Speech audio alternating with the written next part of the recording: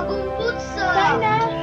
Oh, hotdog! Sarap ata ng almusal natin ah. Kasi anak, nadagdagan na sweldo ni tatay. At sa January, kompleto na increase ko. Dahil sa batas na pinatupad ni Presidente Arroyo. Magkakaroon ako ng mga aming laruan. Eto, yung pabahay na hinihintay natin, ating-ating na talaga. Magkakaroon na tayo ng sariling bahay. Hindi na tayo uupa. Mukhang nakakaraos na tayo ah. Pasalamat tayo sa Diyos. At sa sipag at syaga mo, love. Galing mo talaga, Tay. Kaya gusto ko rin maging sundalo. Kaya ninyo. Tay! Ingat po kayo, sir!